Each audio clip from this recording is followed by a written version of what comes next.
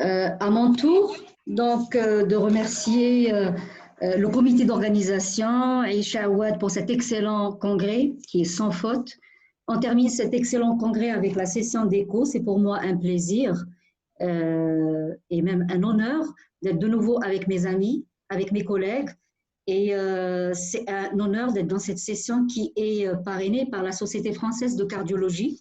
C'est quand même extraordinaire, et d'être aussi avec le professeur Ariel Cohen, que tout le monde connaît, qui est des nôtres et qui est un ami du Maroc. Et je passe tout de suite à mon topo qui portera sur l'insuffisance aortique. Certes, l'insuffisance aortique est une valvulopathie qui est moins fréquente que l'insuffisance mitrale et le rétrécissement mitral, mais moi je dirais qu'il y a un regain d'intérêt pour cette valvulopathie. On la retrouve dans plusieurs congrès parce qu'il y a justement le rôle de cette imagerie multimodale dans la quantification. Et le regain d'intérêt, il est également justifié par le développement de la réparation et des techniques de conservation de la valve mitrale et de l'aorte, comme ce qui était prévu dans la troisième communication.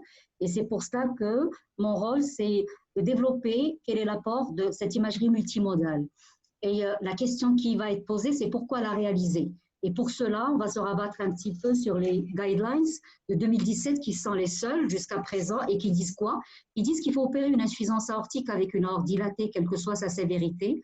Il faut opérer une IA sévère.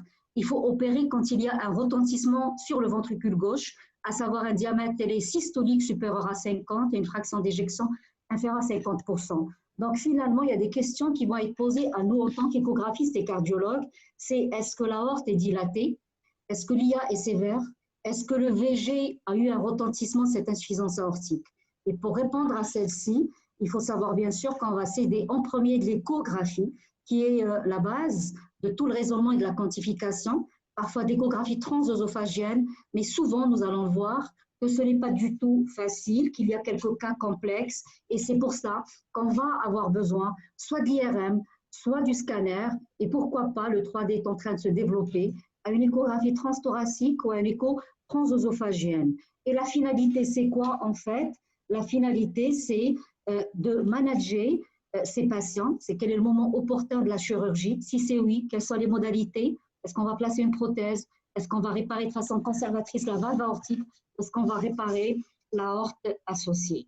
Et quel serait le suivi, réparé ou pas, quelles sont les modalités de ce suivi, et parfois, comme ce n'est pas complexe, on aura besoin d'un staff multidisciplinaire qui va regrouper bien sûr les cardiologues, les chirurgiens et également les réanimateurs. Alors, pourquoi l'insuffisance aortique, elle est difficile à évaluer? Parce qu'on comprend mieux un petit peu ce que c'est que la racine aortique. Et il y a une intégrité anatomique des sigmoïdes et de la jonction. Les sigmoïdes aortiques sont insérés et communiquent avec l'aorte par le biais de cette jonction sinotubulaire au niveau de leur paroi postérieure et au niveau des sinus de Valsalva. Et finalement, elles communiquent en haut avec l'aorte, un régime de pression aortique, en bas avec le ventricule, un régime de pression ventriculaire. Il y a 3 cuspes et elles se ferment au niveau de leur commissure avec ce triangle sous-commissural. Et donc, il y aurait 2 diamètres, des diamètres qui sont pour la coaptation de la valve aortique, c'est un diamètre qui est l'orifice de la jonction sinotubulaire, et le diamètre de la base aortique. Et il faut savoir que ces 2 diamètres sont importants parce que quand la jonction va se dilater, l'anneau aortique va se dilater et on aura une insuffisance aortique, sans pour autant que la valve aortique soit atteinte. Et quand la valve est atteinte, on aura une insuffisance aortique. Et les conséquences sont que les lésions de la valve aortique et de la racine sont intimement intriquées et l'évaluation pour nous, échographistes de l'insuffisance aortique, doit aller évaluer et la valve et l'aorte. Donc, la tâche n'est pas facile. Une insuffisance aortique est une maladie des cuspes, est une maladie de la racine et parfois des deux. La maladie des cuspes, c'est soit une étiologie congénitale et la bicuspidie vient en tête, soit une étiologie rhumatismale et nous ne voyons plus le rhumatisme articulaire aigu comme avant. Nous voyons de plus en plus des insuffisances aortiques dégénératives, moins d'endocardite, tant mieux pour nous. Ou bien une maladie de la racine aortique, elle a la bicuspidie également, elle vient en tête.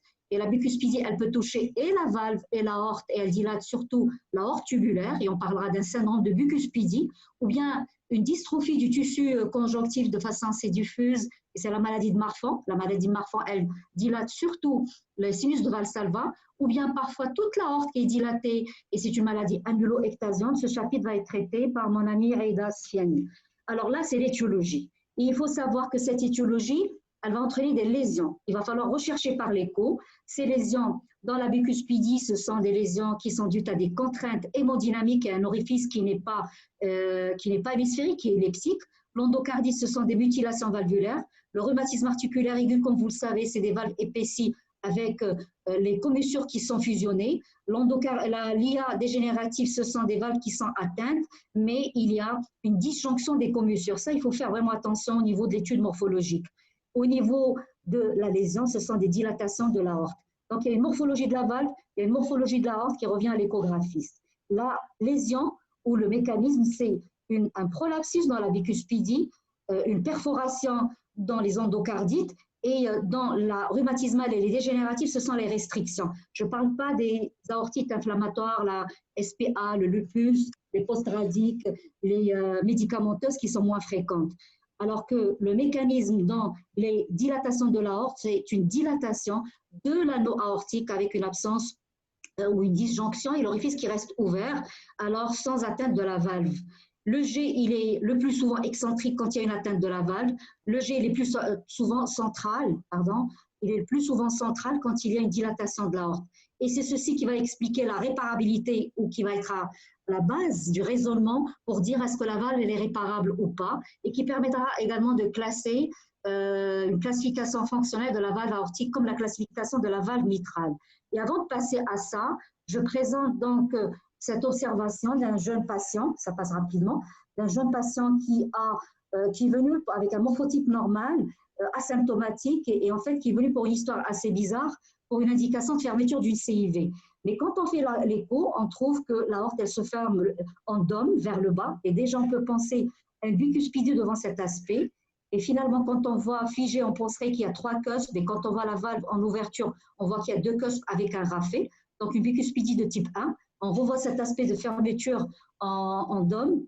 On voit que l'aorte, elle n'est pas dilatée sur cette incidence, que la valve mitrale, elle est normale, qu'il n'y a pas de membrane sous-aortique souvent associée. Ici, on voit qu'il y a 2 cuspes.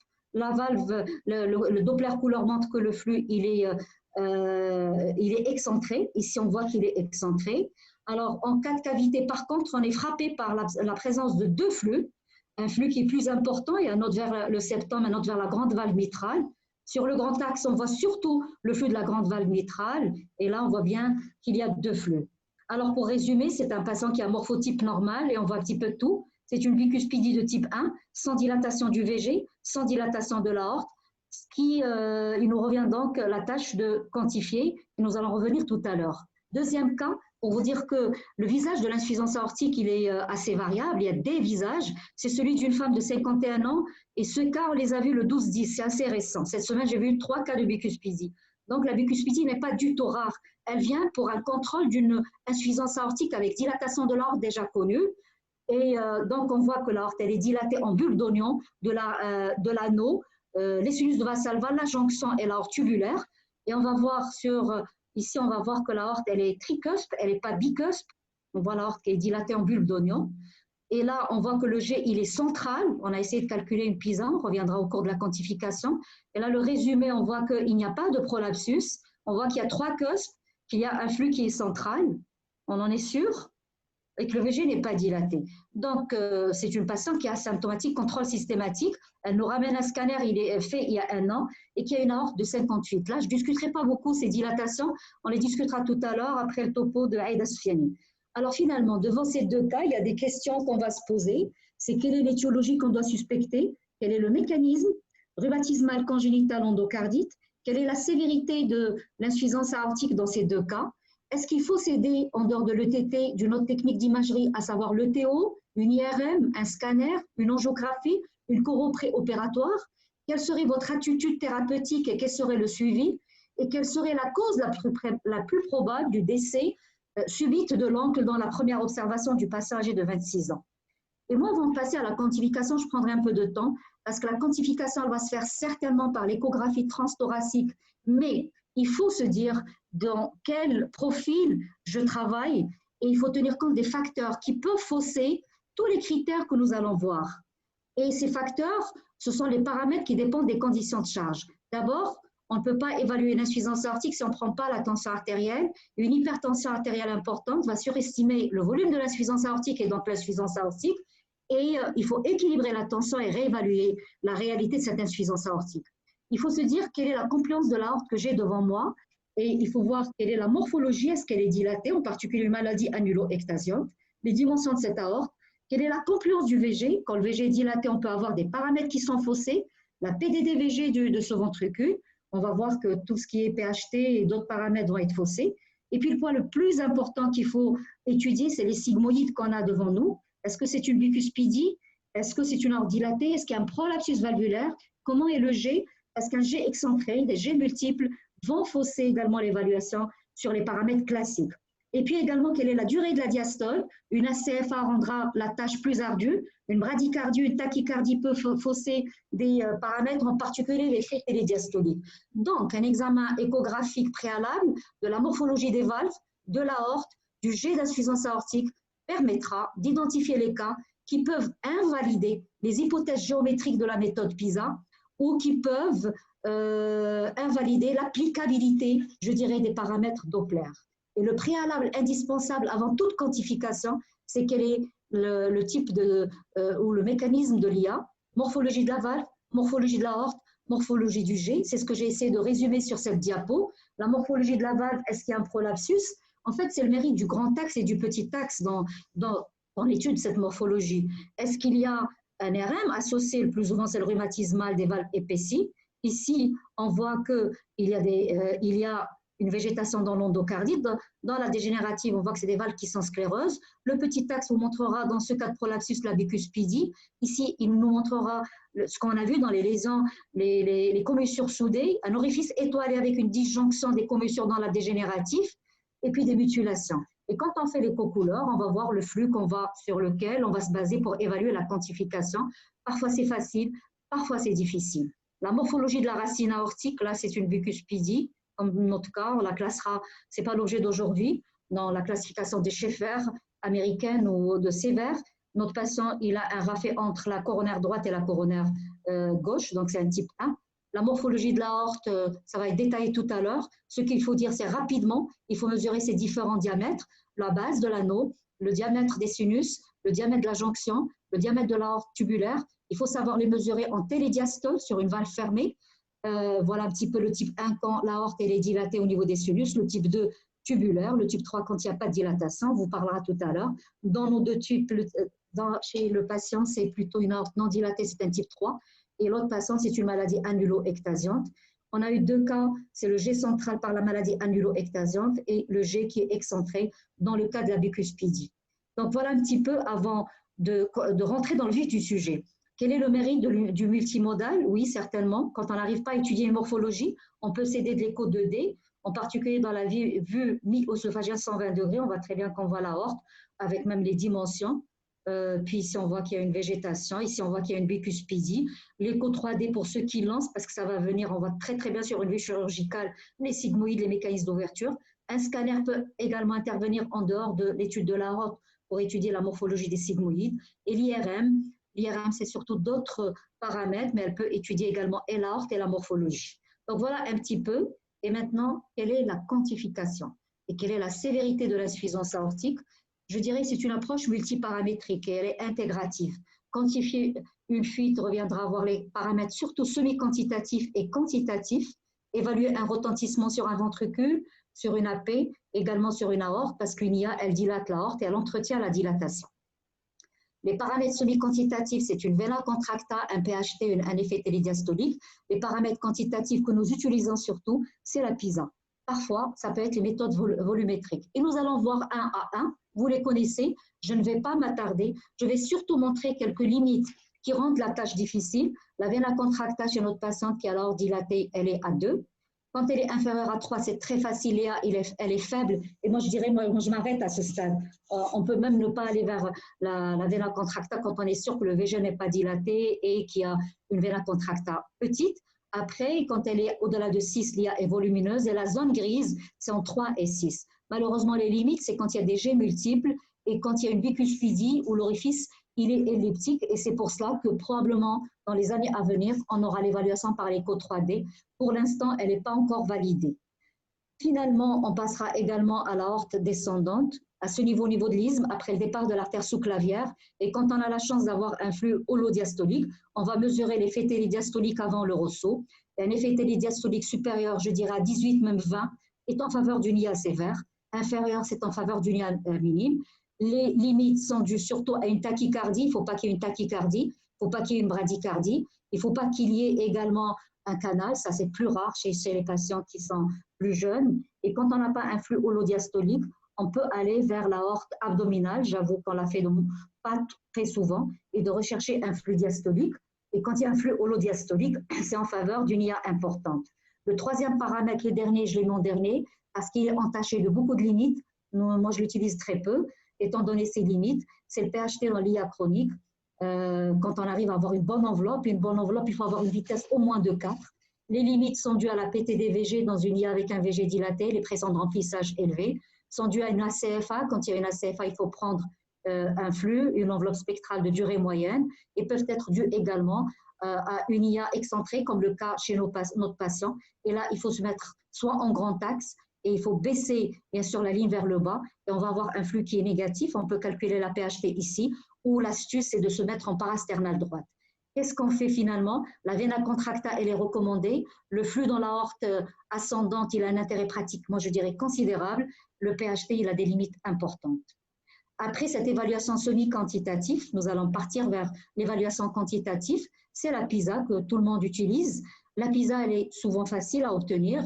Et là, il faut savoir qu'il y a quand même des astuces. On diminue le gain, la profondeur, le secteur étroit et le zoom. J'avoue qu'il faut tenir compte de ces astuces parce que souvent, quand on a l'habitude de travailler ou de travailler vite, on peut ne pas faire attention à ça et on peut soit sous-estimer ou soit surestimer parce que la zone de convergence peut être aplatie, tronquée ou encore non aplatie. Donc, il faut vraiment faire attention. Une fois qu'on a ça, on utilise cette formule et c'est l'appareil qui nous donne la SOR, le volume régurgité. Chez notre patiente, elle est de 0,20, 31. Les classifications données par les différentes séries de la littérature disent que quand l'IA est minime, la surface de l'orifice régurgité est de 0,1.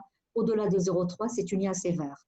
Alors, quand c'est facile, c'est facile. Pour les G centraux, elle est validée quand il y a une sténose associée, elle est validée quand il y a une ACFA, elle n'est pas dépendante des conditions de charge. Donc, c'est pour cela que c'est facile. Mais malheureusement, ce n'est pas toujours le cas, c'est ce que nous allons voir. Quand les G sont multiples, quand il y a des calcifications, quand le flux est excentré et quand la base, c'est-à-dire la morphologie de cette PISA, elle n'est pas vraiment hémisphérique. C'est ce que j'ai essayé de vous montrer à travers ces cas. Ici, le G, il est excentré, ça peut être difficile, mais chez notre patient, il est de 3 mm parce qu'on a eu une PISA. Quand les G sont multiples, c'est le cas de notre patient, nous, on a pris le G, le grand G, l'autre, il est minime. Quand il y a une interposition de la valve mitrale, c'est un peu comme dans de la valve mitrale, oui, c'est un peu comme le mur ventriculaire pour les IM. On peut avoir une zone de convergence qui a un hémisphère qui a une forme tronquée, je dirais, qui va surestimer l'IA. Quand l'IA également est dans une maladie amyloectasiante, on va avoir un an qui est très ouvert et là, on va sous-estimer. Et donc là, il faut faire attention et quand on n'arrive pas, il faut abandonner cette méthode.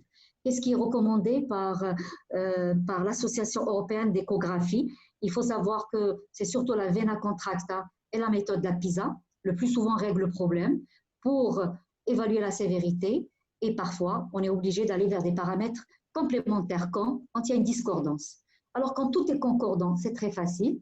Par exemple, là, où on peut dire que l'IA, elle est sévère parce qu'on a tous les paramètres de sévérité que vous connaissez tous. Donc, on a conclu, c'est très facile et on propose notre patient à un acte chirurgical. Chez notre patient, il a ces paramètres que vous voyez devant vous et donc on peut conclure que l'IA, elle est modérée. Par contre, ici, c'est une iconographie que j'ai prise donc, à ce travail où on voit que le G, il est large, que l'extension, c'est un paramètre qualitatif, j'en ai pas parlé, le grade, il est assez important, on peut se dire, oh là là, l'IA, elle est importante, mais quand on va vraiment vers les critères, à savoir le PHT, l'effet télédiastolique, il n'existe presque pas, la vena contracta, on voit que les paramètres sont minimes et on peut conclure à tort à une IA sévère. Les discordances également peuvent se voir quand il y a un polyvalvulaire, une IA-RM. Chez nous, dans la pathologie valvulaire rhumatismale, il faut faire attention quand le RM est serré. Et là, on peut avoir le PHT qui peut être allongé parce que le RM va élever la PT des VG. D'autre part, le VG, il n'est pas dilaté parce que, bien sûr, le RM, il n'a pas laissé le temps à ce VG de la dilatation et on peut conclure à tort que l'IA, elle est minime alors qu'elle est sévère. Heureusement qu'il y a la zone de convergence qui reste fiable dans cette indication. Également, dans les VG très dilatés, quand il y a un hypodébit, on ne peut pas utiliser les autres techniques, le PHT ou la mesure du débit. Donc ça, c'est des problèmes. Et les questions qui peuvent s'opposer, quelles sont les alternatives? On va essayer les méthodes volumétriques. Mais ce n'est pas du tout facile. Et j'avoue, je ne sais pas, parmi vous, ce n'est pas une technique qu'on fait tous les jours. On la fait quand on bloque. Pourquoi? Parce qu'elle prend du temps, parce qu'elle n'est pas reproductible.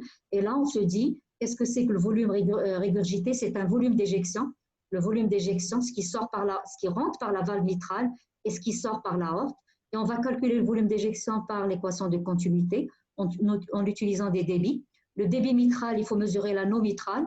Or, celui-ci, il n'est pas stable au cours du temps. Il faut mesurer la VTI du flux mitral. Le débit aortique, il faut mesurer un diamètre de l'anneau. Il faut mesurer le flux au Doppler pulsé au niveau de la chambre de chasse. Le diamètre de l'anneau n'est pas également stable, en particulier dans une bicuspidie qui est quand même une étiologie assez fréquente. Chez notre patient, il est de 38%. Donc, c'est pour cela qu'il y a quand même des limites. Et on a proposé également de calculer le VES par une autre technique pour simplifier. C'est la méthode du Simpson qu'on utilise, à savoir que le VES est un VTD moins un VTS, volume télédiastolique, retranché du volume télésystolique. Mais malheureusement, on sera amené également à calculer le volume mitral. Donc finalement, il y a ces limites qui limitent l'utilisation. Elle est fastidieuse, la technique, et il faudrait absolument qu'il n'y ait pas d'IM, qu'il n'y ait pas de RM. Et il faut savoir également que l'estimation des volumes par cette technique en 2D, nous allons le voir, qu'il y a une sous-estimation. Et elle peut être également limitée dans la CFA. Donc voilà. Alors, pour simplifier, on a proposé les mesures du débit par l'échographie, comme ici.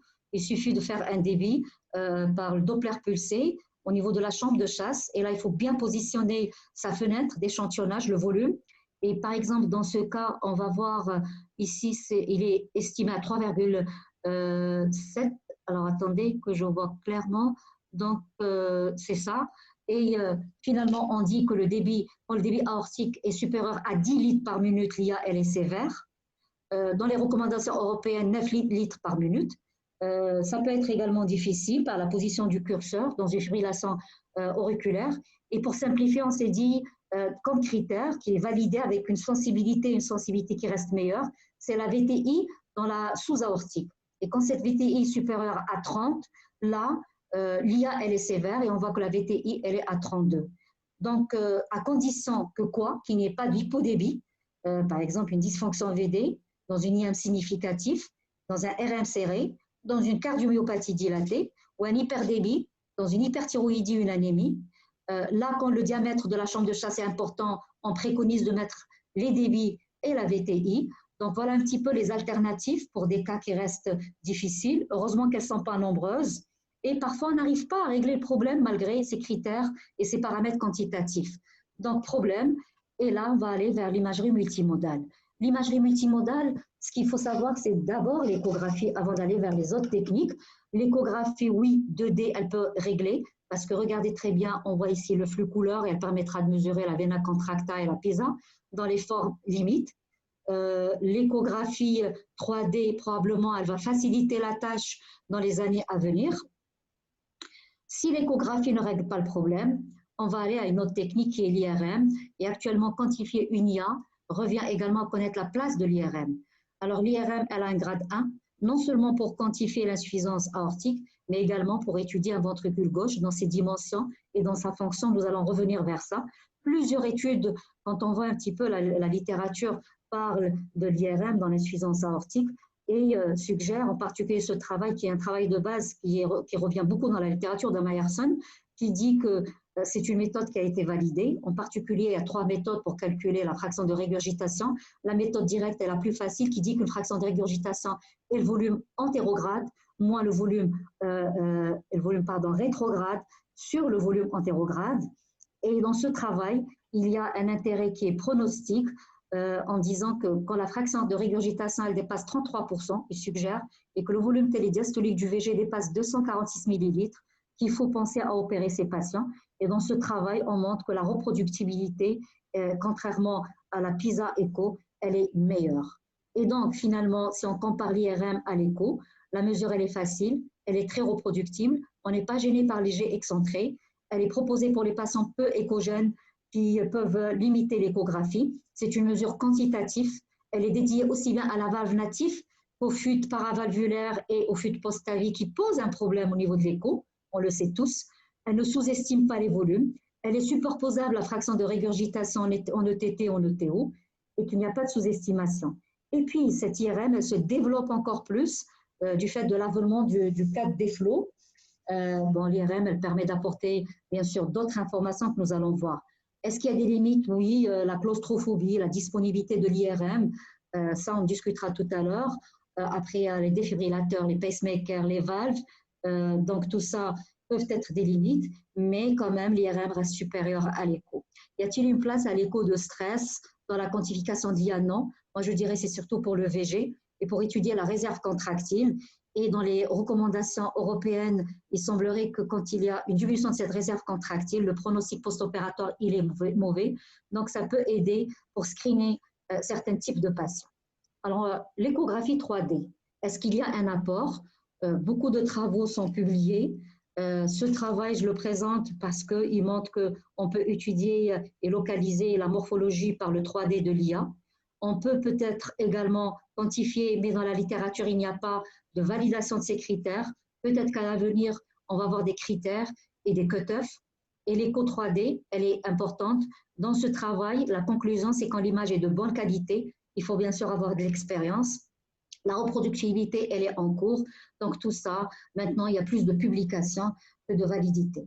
L'imagerie flow, regardez très bien ici, on voit un flux systolique et un flux diastolique. C'est surtout, ça apportera peut-être pour la quantification, là aussi, on n'a pas également validé les critères de quantification, mais déjà, on voit dans cette IA paravalvulaire qu'il y a une insuffisance aortique et qu'elle va loin.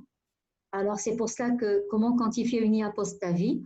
De plus en plus, maintenant, on va voir ces IA post-AVI, soit parce qu'il y a une malposition de la valve qui est trop basse située ou trop haute située, où il y a une inadéquation. Et actuellement, donc, il faut évaluer. Nous, au Maroc, on sera confronté, mais actuellement de moins en moins parce qu'on pose moins de TAVI. Et j'ai pris ces photos des recommandations européennes qui montrent un petit peu comment on peut quantifier ces IA TAVI, post-TAVI. On voit le grand axe, le petit axe, qu'il y a l'apport de l'échotransosophagienne et c'est une évaluation multiparamétrique. Il faut avoir et s'entraîner à ce type de quantification. L'apport du cadre des flots, il sera important. Également l'apport ici dans une IA paravalvulaire du scanner. Alors, on a terminé avec la quantification. On a vu qu'il y a plusieurs paramètres et finalement, c'est la vena contracta et la PISA. Et on ne peut pas terminer si on ne voit pas le ventricule gauche, d'autant plus que tous les travaux montrent que le ventricule gauche, il a un impact sur la survie. Les cut-offs qui sont donnés par les différentes recommandations, c'est un diamètre télésystolique supérieur à 50 et une fraction inférieure à 50 pour opérer ces patients. Les courbes actuarielles spontanées de survie le montrent et même opératoires. Mais maintenant, attention, ce qui est recommandé, c'est d'indexer ces diamètres, surtout chez une femme de petit poids. Et le cut-off qu'on donne, c'est un diamètre télésystolique VG indexé à 25 mm pour opérer ces patients parce qu'ils ont une surface corporelle plus petite. Et chez le patient âgé, on descend à des cut-offs plus bas parce qu'ils auraient un VG qui est rigide par la fibrose et opérer à ces diamètres plus hauts surexposerait un patient à une mortalité plus élevée parce qu'on les opère tardivement. On ne peut pas parler du VG dans la quantification et l'étude de l'insuffisance aortique, du retentissement insuffisance aortique, sans parler de ce travail de Delphine Détain qui a eu le mérite d'étudier des patients par l'échographie qui ont une insuffisance aortique asymptomatique et qui a montré la conclusion que lors d'une insuffisance aortique sévère, il faut calculer les volumes télésystoliques, les indexer et qu'une valeur supérieure à 45 millilitres par mètre carré permettra de screener et de dire que ce sont des patients à haut risque et qu'il faut penser à une indication chirurgicale même s'ils ne sont pas dans les guidelines. Alors finalement, la question qui peut se poser dans les mesures du VG, parfois on a des incohérences dans la mesure de la fraction d'éjection. Est-ce qu'on va se baser sur des diamètres? Est-ce qu'on va se baser sur des volumes quand il y a des incohérences? La fraction d'éjection, on sait qu'elle peut être normale alors qu'il y a une dysfonction infraclinique. Quelle est la méthode d'étude de celle-ci? Il faut savoir qu'actuellement, les volumes ont une valeur diagnostique et pronostique meilleure que le TM et que ces volumes même, on peut dire qu'ils sont sous-estimés par les codes 2D et probablement ça va être le mérite du 3D, peut-être même de l'IRM. Donc, peut-être que tout ce qui est donné maintenant par les guidelines, c'est également, il y a le poids historique des diamètres. Alors, l'étude des déformations myocardiques longitudinales, il est essentiel, on le sait tous maintenant, dans d'autres pathologies, pour déceler les dysfonctions infracliniques. Ce travail, qui est une base retrouvée dans plusieurs publications de Olsen, il a démontré que le strain longitudinal global a un intérêt pour faire le diagnostic de cette dysfonction infraclinique, même devant une fraction d'éjection normale. Et il a démontré encore plus qu'un strain inférieur à -19 est associé à une progression d'une IA quand on ne propose pas la chirurgie. Donc, il faut avoir proposer à la chirurgie quand on est déjà à -18%. Voilà un autre type de stratification. Donc, quand on mesure des volumes, on veut comparer le 2D, le 3D et l'IRM.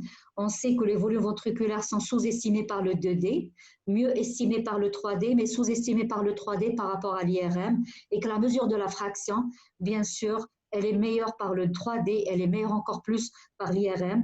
Et cette photo qui est proposée, bien sûr, dans la publication des recommandations de l'Association européenne d'échographie, Patricio Lonsoletti et toute l'équipe montrent que finalement, il faut faire le TM quand on peut, il faut avoir un bon TM. Quand on n'a pas le TM, il faut faire les méthodes Simpson, à condition d'avoir également une qualité importante. Quand on n'arrive pas, il faut faire le 3D, et bien sûr à condition de pouvoir le faire. Et quand le 3D n'est pas possible parce que l'échogénicité n'est pas bonne, il faut céder également de l'écho de contraste. Voilà un petit peu les recommandations actuelles concernant le VG. Et mieux encore, je dirais le gold standard, c'est l'IRM pour étudier ce ventricule gauche, parce que dans toutes les études, c'est les dimensions, les volumes et la fraction d'éjection qui restent applicables le plus en matière de pronostic. Il n'y a pas encore de cut-off concernant les indications chirurgicales, mais dans la conclusion, on reviendra à ceci.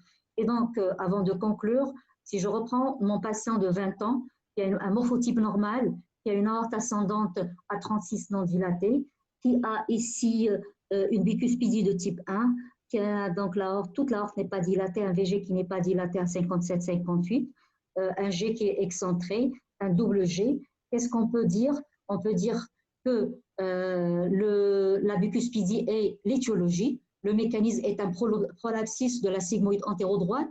Peut-être qu'il y a même une ballonisation et un prolapsus de la sigmoïde coronaire non coronaire qui explique le double G. L'aorte n'est pas dilatée. Et puis, il faut toujours chercher une coarctation. Très souvent associée, il n'y a pas de coarctation. L'insuffisance aortique, elle est modérée sur toute la quantification que nous avons vue au cours de cet exposé. Est-ce qu'il faut se baser uniquement sur le TT chez notre patient ou faut-il utiliser une autre technique? Moi, je dirais que chez mon patient, ne posant pas de problème, c'est le TT. S'il y a s'aggrave, si l'aorte se dilate, on aura peut-être besoin d'une TO. Quelle est votre attitude thérapeutique? Chez ce patient, c'est la surveillance rapprochée parce qu'on n'est pas encore dans les seuils d'opérabilité de ce patient. Je n'ai pas parlé de la deuxième patiente, je laisse ça pour la discussion. Et pour la conclusion, si nous revenons à ces guidelines que tout le monde connaît, étudier une aorte revient à faire une TT. Quand on règle le problème, c'est bon, surtout quand il n'y a pas encore d'indication opératoire. Mais quand il y a une indication opératoire, quand on bloque au niveau de l'échographie, on va faire un scanner, parfois l'IRM si on a peur de l'irradiation. Quantifier une IA reviendra le mérite à l'ETT. S'il y a des limites, c'est le TO et c'est l'IRM. Rechercher également retentissement sur le VG, c'est le TT. Peut-être je n'ai pas marqué l'écho 3D quand ça se développera très bien pour ceux qui l'ont, et également l'IRM. On ne peut pas conclure en disant que le multimodal va permettre de screener et de stratifier des patients, je dirais, à haut risque de progression. Lesquels? Ce sont ceux qui ont un volume télédiastolique indexé au-delà de 45 millilitres par mètre carré par l'échographie transthoracique. Et par l'IRM, il faut faire l'IRM chez ce type de patient, au-delà de 246 millilitres, avec une fraction de régurgitation au-delà de 33%. Chez ces patients, il faut s'atteler à rechercher une dysfonction myocardique parce que c'est un lot de malades assez particulier, même si on n'est pas dans ces cut-offs des guidelines. Il faut étudier le strain longitudinal, Bien sûr, il ne faut pas oublier qu'il y a la BNP. Il faut parfois essayer de voir la réserve contractile. Et surtout, actuellement, on dit que quand il y a tous ces paramètres, il faut rechercher une fibrose myocardique par l'IRM. Et donc, vous voyez que l'imagerie multimodale, ici, il y a plusieurs types et qu'il y a, je dirais, une synchronisation, qu'il y a une stratégie des demandes. Et cette stratégie, bien entendu, on ne demandera pas tout. Elle doit répondre à une question qui est particulière. Et l'IRM, dans ses travaux, dit que quand il y a une fibrose segmentaire, c'est trop tard parce que c'est trop tard en termes de dysfonction. Donc, il va falloir penser à opérer ces patients avant la fibrose segmentaire au stade de la fibrose généralisée. Alors, en conclusion, les messages qu'il faut passer, il faut se dire que l'analyse de la valve, analyser une insuffisance aortique, évaluer une insuffisance aortique et de façon spécifique, selon le topo que j'ai à traiter, quantifier une insuffisance aortique reviendrait d'abord à analyser la valve et l'aorte. On ne peut pas le quantifier si on n'a pas la valve et l'aorte. Préciser une étiologie pour donner un mécanisme et un type de dysfonction. Savoir que la bicuspidie, elle est très fréquente. J'ai dit tout à l'heure, en une semaine, 3 cas, ce n'est pas du tout rare. Rechercher une coarctation quand il y a une bicuspidie. La maladie annulo-ectasante également, elle est fréquente. Et l'exposé suivant va montrer un petit peu l'importance de cette pathologie. Et quand on l'a, pensez à rechercher les maladies du tissu conjonctif, le marfan, les lèvres dans l'os. Et il faut savoir que l'analyse multiparamétrique reste de mise, confronter tous les paramètres, avoir une concordance. Quand il y a une discordance, céder des autres techniques. Difficulté d'évaluer les IA post-avis, l'apport de l'imagerie de coupe, voilà la synchronisation. Le TT en première intention, pour répondre à tout ce que je viens de dire. Le TO quand le TT n'est pas concluante ou pour une information indispensable. Le 3D, ETT, ETO qui va se développer, il est raisonnable pour avoir des informations supplémentaires, en particulier quand la lésion est complexe. Une bicuspidie, un prolapsus de la valve, par exemple. Et si encore plus, on ajoute une aorte dilatée. Le TO n'est pas indiqué quand on a une bonne écho. Il sera indiqué quand le malade doit aller vers la salle d'opération pour dire qu'il y a une réparabilité. Et il est indiqué également, les chirurgiens vous le diront, pour contrôler le geste chirurgical. Le scanner sera pour étudier une aorte. L'IRM sera pour quantifier une IA quand le TT et le TO ne sont pas concluants.